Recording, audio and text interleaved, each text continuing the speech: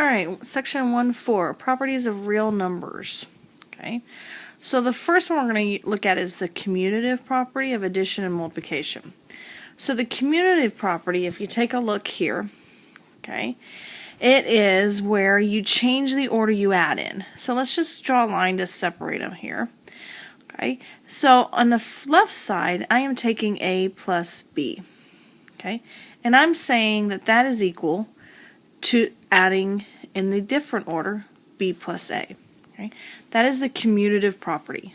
Okay, when you change the order, think commute. You're commuting to school, and then you turn around and you go from school back home.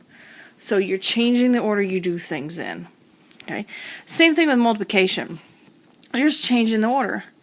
So you're taking A times B, and that is the same as B times A.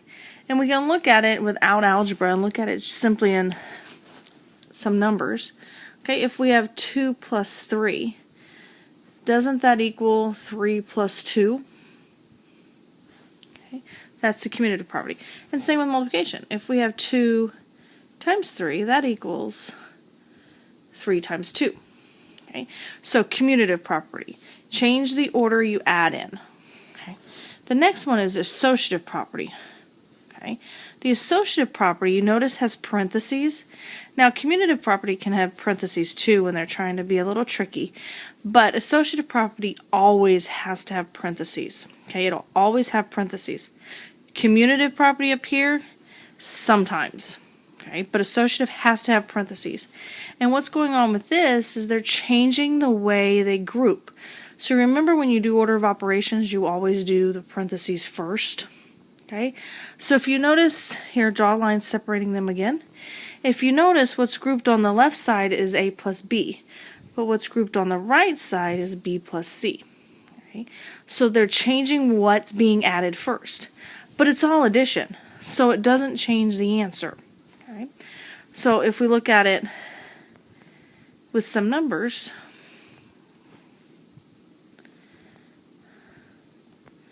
alright, if we look on here on the left, following order of operations, we would have to take 2 plus 3 first, and that would give us 5. And then 5 plus 4 is 9. Now on this side, on the right side, we would have to take 3 plus 4 first, which gives us 7. Bring down the plus 2. 2 plus 7 is 9. Okay, same answer, but what we added first was changed. Okay, that's the associative property. So associative property is when the grouping changes. Same with multiplication. Alright, and we did that with the cards. Remember when we flipped the cards over and we were playing that little war game where you had to write your number first, okay, and then your partner had to write their number first? And in addition and multiplication, they were always the same answer. Okay, this is associative property and a commutative property. Okay, alright, those should look for a little familiar. Alright, the next one are properties as well. The first one is the identity property of addition and multiplication. Now, when you think identity property, think of the number not changing. So your identity, or the identity of the number, does not change. So the identity property of addition, okay, right here. If I have an A and I want my answer to be exactly the same, what can I add to that so the identity of the number doesn't change? Okay, well, that's a 0. Okay, so when you add 0, that's the identity property of addition. Okay, so if I take 5 3/4, I add 0, I still get 5 3/4. Okay. Now multiplication is not 0, so be careful. If multiplication, if you want something not to change, so if I take that first A and I want my answer to be A, I have to multiply by a 1. Okay. So the identity property of multiplication is when you multiply by 1. Alright. Now 0 property of multiplication. That is when you just multiply by 0, and your answer will always be 0. So A times 0 is 0, and 18 times 0 is 0. So that is the 0 property of multiplication. Okay. So the next one is multiplication property of -1. Now we use this quite a bit in algebra.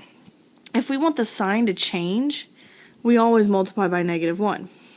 So if I take A, it's a positive number, Okay, and I multiply by -1, my answer is going to be -a. Okay. Same with 9. If I take 9 and I multiply by -1, my answer is going to be -9. Right?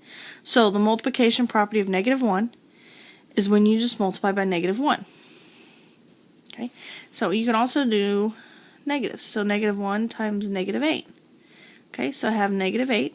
If I multiply by a -1, it's just going to change my sign to a +8. Okay.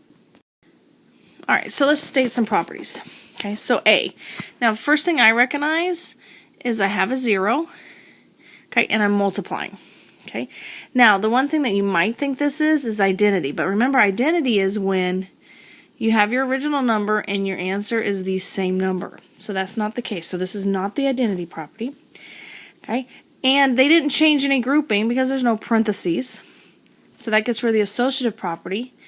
And the commutative property changes the way you add or multiply it. Well, they're multiplying 42 times 0 on this side. Well, they're not multiplying 0 times anything over here.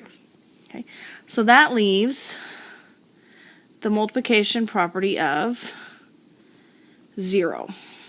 Okay, that is when you multiply by 0. All right, B. The first thing I look in this one is that it has parentheses, so I'm thinking associative property. It might be commutative, but let's check associative property. Associative property is when they change what's grouped. So in B, they're grouping y plus 2.5. And then on the other side, they're grouping 2.5 plus 28. And that changes.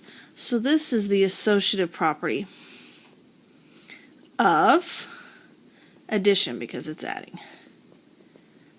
All right, next one.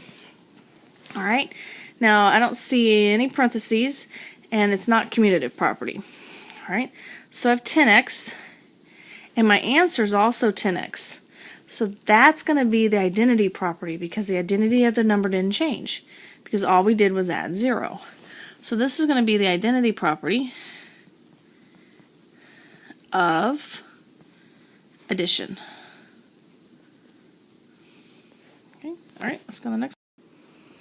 All right, so it says write equivalent expressions and justify using properties.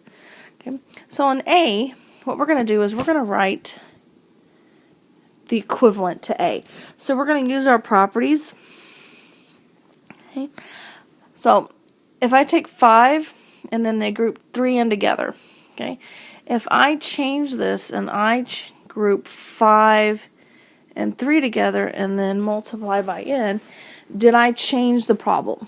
Okay, I'm still going to get the same answer. Both answers are 15n. Okay, but I changed what I grouped. So this is going to be the associative property of multiplication. All right, now what about B? Okay, so I'm going to write an equivalent expression. Now they put 4 plus 7b. I can't add 4 plus 7b because they're not like terms. But I can add 4 and 8. So I'm going to change and group 4 and 8 together. Then put the 7b off to the side. Okay, so again, I change what's grouping. So this is going to be associative property as well, but of addition. Okay. All right, I hope you guys remember these and have a great day.